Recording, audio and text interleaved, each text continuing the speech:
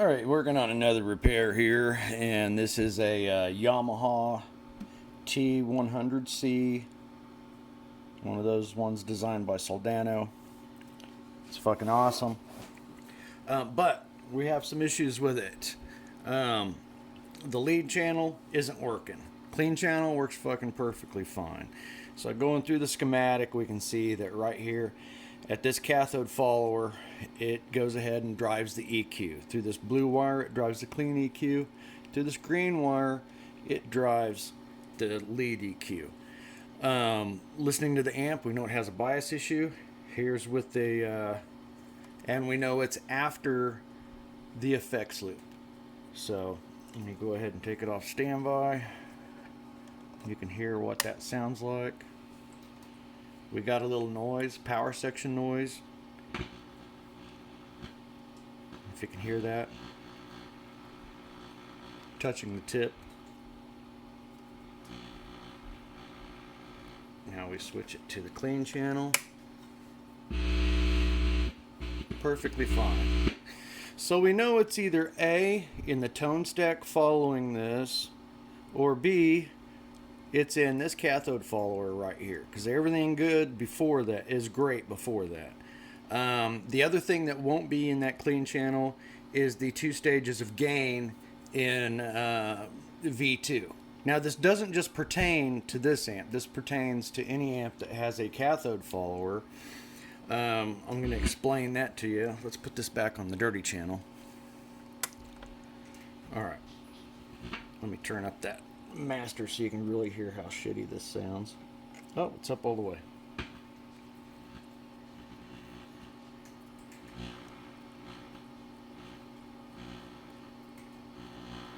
If you can hear that or not. But the next part of the repair for tracing and all that, I've already traced and checked for DC. Because another thing that can cause this is interstage coupling caps, like right here. Those get a little leaky. They can put DC on the next stage, which will bias that stage a little quieter. If it gets enough DC, it'll actually shut off like a switch. You know, it'll sound like that. So that is your typical misbiased stage sound. You can, what's another thing that would cause that? Having having the cap, a bypass cap on your plate resistor, bypassing the plate resistor and driving that preamp tube completely naked on the plate, full voltage, can do the same thing. So it'll sound a little different than this, but basically we know this is the sign of a bad biasing in the preamp. So we go to our voltmeter. And what we have here is just a standard digital voltmeter. Now, to explain how a voltmeter works, there's no magical little digital chip in there that absorbs voltage and tells you how much voltage you've got. It works like anything else. It actually has a resistor inside this, a ground, the grounded side of that resistor coming here. And then this side of your lead goes to the other side of the resistor. Then this just measures the amount of current across that resistor. That resistor can be 1 ohm, 10 ohm, whatever it's calibrated to use to get its voltage measurement off of. So all it does is it measures current drop across that resistor and outputs that as a voltage reading. So there's never any big voltage going through it. It's just going through that resistor. That said, now we know there's a resistor connected directly from this lead to ground. Now if you remove the cathode resistor coming from a cathode follower to ground, it will misbias. So, and that's just like any other misbiased preamp tube. And you can tell that by connecting one of your end of your DMM digital multimeter to ground and your other end to the cathode follower.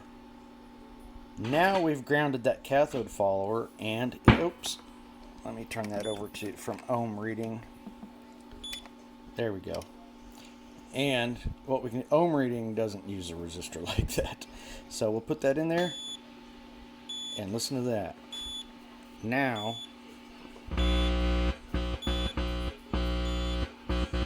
we have output touching the effects loop return. So what we've done is we've found that that resistor is open because it's not grounding and biasing that stage. It's not getting any current out. It's just basically in an off state because the plate is feeding it directly. Then when we put that on there, that connects the path to ground through the electrodes, through the resistor inside of the multimeter, and to ground. So that's one tool you can use to check. If you know you touch a resistor between ground and it's positive and it turns on, that's good for cathode resistors on any stage. That's good for, plate resistors. As long as, it might be close to a 50K resistor in here, but I doubt it. Maybe. Who knows?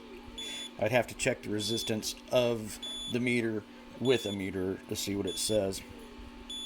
But that's a good value to know, though. But anyway, so now it's on. We can be assured that that resistor is bad.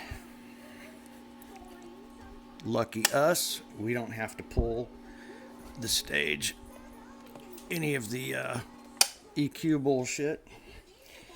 So, and then to double verify that, we will just go ahead and give that resistor a clip. Then we will set our DMM for reading ohms right there. And then we will check that resistor and see what it says. If it reads anything over 100K or open, sometimes they just don't go ahead and just go straight open. Sometimes the resistance can go up to like 500K, 1 meg, 1.5 meg. You'll get more sound and output with it like that than you would with it open. But this one's just reading dead open. So that resistor's toast. We have fixed this amp. So there you go. Quick how-to and explanation of how a digital multimeter can help you. Another facet of how it can help you troubleshoot by grounding things that should be biasing stuff. There you go.